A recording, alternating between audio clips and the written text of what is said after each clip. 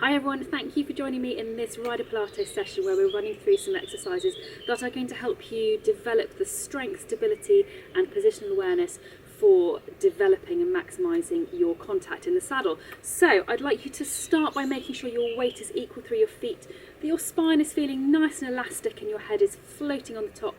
Make sure you haven't got any tension through your shoulders, neck and hands. And then we're going to stand with one foot in front of the other. Bring your hands up in front.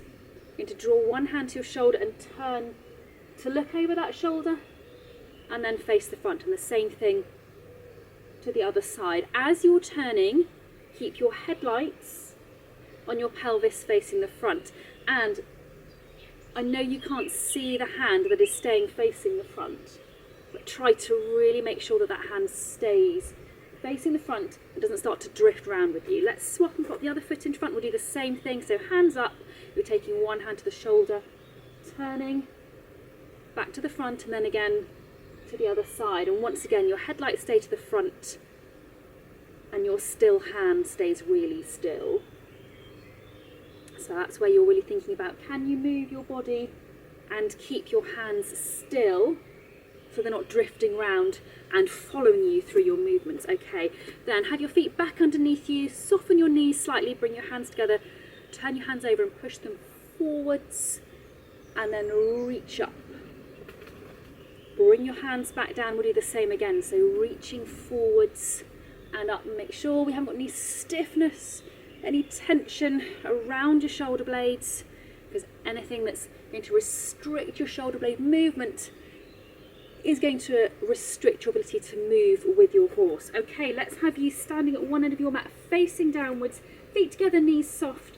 You're going to slide your hands down the front of your legs, curling up through your spine as you go. Pause at the bottom for a breath in, and then as you breathe out, tuck down with your pelvis and you're uncurling from the bottom of your spine right back up to the top, so your neck and chin come up last. We'll do this one more time, so tuck your chin in and curl up as tight as you can. Try to feel that each vertebra moves.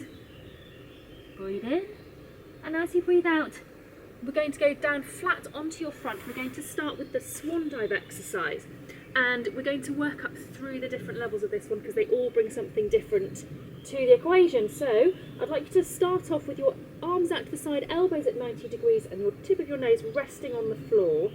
Bring your shoulder blades back and down. Try to have that feeling of your tummy just lifting away from the floor underneath you. Relax your bottom, relax your legs, and you're starting off just by lifting through your head and neck, and you'll notice I'm staying face down into the mat. I'm not looking up in front of me. And really feel that your low back is staying still and your bottom and your legs are relaxed. If they're starting to brace and go rigid, you're starting to cheat and fix through the lower half of your body. This is about precision through your upper body. Then we can make it a little bit harder if you feel you're ready for this. And you're going to lift your arms, head and neck all together. Again, try to keep that feeling of your tummy staying just away from the puddle of water.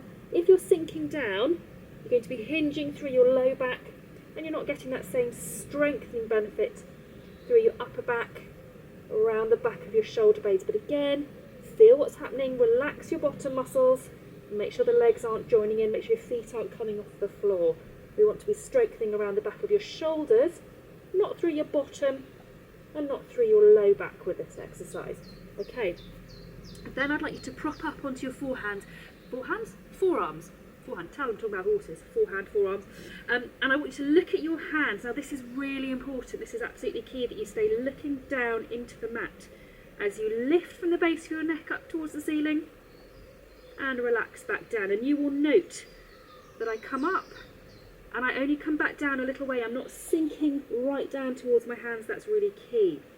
And as you're lifting and lowering, you want to feel yourself opening between your shoulder blades and the spine. So again, this exercise really targets those muscles that help to control and stabilize the shoulder blades, but it's a great one because it gets them lengthening as well as working, and this is a really good ability for our muscles to have. But if you start to look forwards, you block that movement completely and you're moving through a completely different part of your neck. And actually it's the same as when a horse is hollowing. If the horse is hollowing, it's moving like this. If the horse is round and moving over the back, it is moving like this.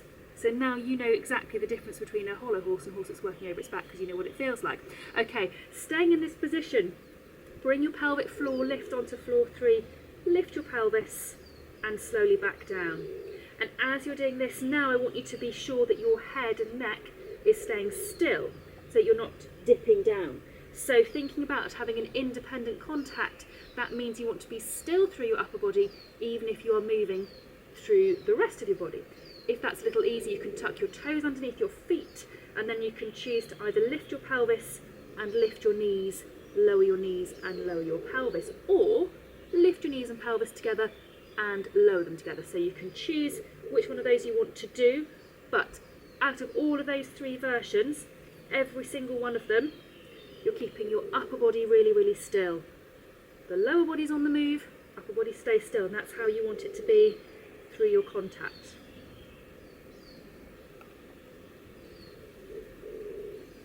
Okay, we're going to do one more. And then I'd like you to pop onto your side with your knees in front of you, your arms in front of you. And you're taking your top hand up and out behind. Look at your hand as you go.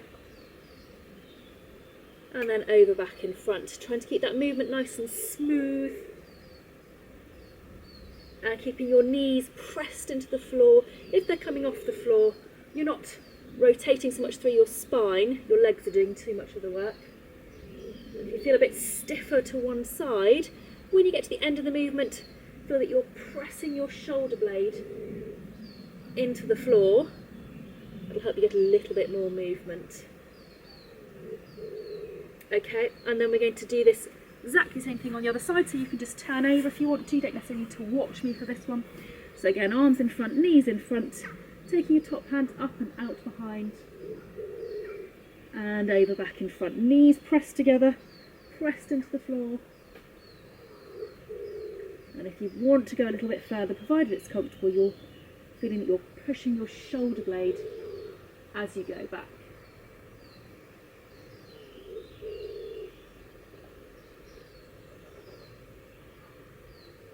Okay, super. We're now going to come up onto your hands and knees, and we're going to do a little bit of swimming.